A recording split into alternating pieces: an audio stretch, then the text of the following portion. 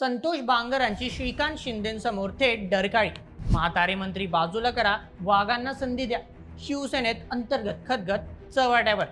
सविस्तर सांगतो. सत्ताधारी महायुतीचा मुख्य घटक पक्ष असलेल्या एकनाथ शिंदे यांच्या नेतृत्वाखालील शिवसेनेत आता अंतर्गत धुसफूस चव्हाट्यावर येऊ लागली आहे. सत्तेत असूनही पदांपासून दूर असलेल्या नव्या पिढीतील आक्रमक नेत्यांची घुसमट आता उघडपणे बाहेर पडत आहे. हिंगोली येथे शिवसेनेचे खासदार डॉक्टर श्रीकांत शिंदे यांच्या अध्यक्षतेखाली आयोजित करण्यात आलेल्या शिवसंवाद दौऱ्यात हा सर्व प्रकार उघडीस आला आहे. कळमनुरीचे वादग्रस्त आणि आक्रमक आमदार संतोष बांगर यांनी भर सभेत थेट पक्षाच्या मंत्र्यांच्या कार्यपद्धतीवर आणि पक्ष नेतृत्वाच्या निर्णयांवरच आसूड ओढले आहेत. पक्षातील म्हाताऱ्या मंत्र्यांना घरी बसवा आणि आमच्यासारख्या वाघांना संधी द्या, अशी थेट मागणी त्यांनी केल्याने राजकीय वर्तुळात मोठी खळबळ उडाली आहे. काय आहे प्रकरण, चला सविस्तर पद्धतीने जाणूया आजच्या व्हिडिओमध्ये.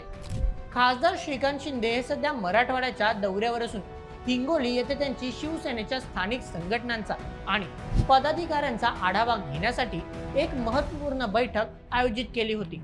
याच सभेत बोलताना आमदार संतोष बांगर यांनी आपल्याच पक्षाच्या मंत्र्यांवर जोरदार हल्लाबोल केला. बांगर म्हणाले की सध्या स्थितीत पक्षाचे अनेक मंत्री घोड्यावरून शेळ्या हाकण्याचे काम करत आहेत. हे मंत्री साधे कार्यकर्त्यांचे फोन उचलत नाहीत आणि कॉल बॅक ही करत नाही. लोकांमध्ये जातात परंतु कोणतंही काम करत नाही. आपल्या भाषणात पुढे बोलताना त्यांनी अपवाद म्हणून फक्त मंत्री प्रकाश आबिडकर यांचे नाव घेतले आणि त्यांचे कौतुक केले. बांगर यांनी थेट इशारा देताना म्हटले की अनेक मंत्री आता म्हातारे झाले आहेत, त्यांना नीट ऐकू सुद्धा येत नाही. या शेळ्यांना पदावरून बाजूला करा आणि त्यांच्या मागे जे वाघ दडले आहेत त्यांना पुढे करा. तर या वाघांना संधी दिली तरच 2029च्या विधानसभा निवडणुकीत एकनाथ शिंदे पुन्हा एकदा राज्याचे मुख्यमंत्री होतील. बांगर यांनी थेट कुणाचेही नाव घेतले नसले तरी त्यांचा रोख मंत्रिमंडळातील जुन्या नेत्यांकडे होता हे स्पष्ट आहे. संतोष बांगर हे नेहमीच त्यांच्या आक्रमक शैलीसाठी आणि वादग्रस्त विधानांसाठी ओळखले जातात. यापूर्वीही त्यांच्या विधानांमुळे आणि कृतींमुळे शिवसेना शिंदे गट अडचणीत आली आहे. मात्र ते उपमुख्यमंत्री एकनाथ शिंदे जे अत्यंत निष्ठावान मानले जातात. हिंगोलीच्या या आढावा बैठकीत जेव्हा काही कार्यकर्त्यांनी गोंधळ घालण्याचा प्रयत्न केला तेव्हा खासदार श्रीकांत शिंदे यांचा संयम सुटला होता. त्यांनी तातडीने उभे राहून गोंधळ घालणाऱ्या कार्यकर्त्यांची कान उघाडणी केली होती. मला येथील सर्व परिस्थिती माहिती आहे, कोण कोणाबद्दल नाराज आहे हे मला ठाऊक आहे, असे त्यांनी सुनावले होते.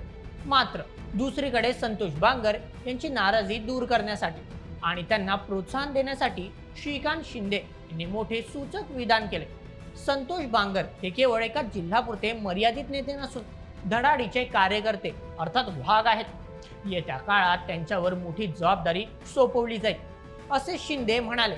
बांगर यांच्या समर्थकांनी यावेळी लाल दिवा अर्थात मंत्रीपद मिळावा अशी घोषणाबाजी केली.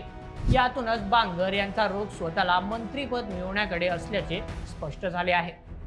संतोष बांगर यांच्या राजकीय फटकेबाजीनंतर माध्यमांशी बोलताना खासदार श्रीकांत शिंदे यांनी विधान परिषदेच्या आगामी निवडणुकीवर आपली भूमिका स्पष्ट केली.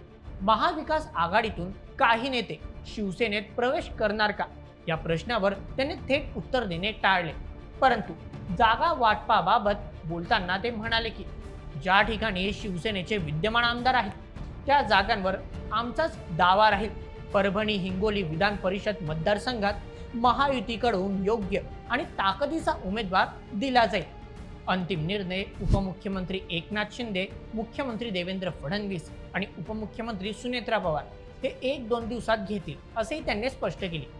याच पत्रकार परिषदेत श्रीकांत शिंदे यांनी देशभरात गाजत असलेल्या नीट वैद्यकीय प्रवेश परीक्षेतील पेपर फुटी आणि गैरव्यवहाराच्या मुद्द्यावरही भाष्य केले. ते म्हणाले, नीट परीक्षेबाबत जे काही घडले ते अत्यंत दुर्दैवी आणि चुकीचे आहे. या प्रकरणातील दोषींवर सरकारकडून कठोर कारवाई केली जाईल. विद्यार्थ्यांचे नुकसान होऊ नये यासाठी शासन स्तरावर मोठ्या उपाययोजना सुरू आहेत. भविष्यात अशा घटनांची पुनरावृत्ती टाळण्यासाठी ही परीक्षा पूर्णपणे ऑनलाईन पद्धतीने घेण्यावर आणि परीक्षा केंद्रांवरच प्रश्नपत्रिका ऑनलाईन उपलब्ध करून देण्यावर विचार सुरू आहे. एकंदरीतच संतोष बांगर यांचे हिंगोलीतील भाषण हे शिवसेनेतील अंतर्गत धुसफूस आणि सत्ता संघर्षाचे मोठे प्रतीक मानले जात आहे. आगामी काळात मंत्रिमंडळ विस्तार झाल्यास खरोखरच म्हातारे मंत्री बाजूला होऊन बांगर यांच्यासारख्या भागांना संधी मिळते का, हे पाहणे उत्सुकताचे ठरणार आहे. या संपूर्ण प्रकरणावर तुमचे काय मत मला कमेंटमध्ये नक्की कळवा आणि अशाच व्हिडिओसाठी सबस्क्राईब करा बोल MH आपल्या यूट्यूब चॅनलला. धन्यवाद.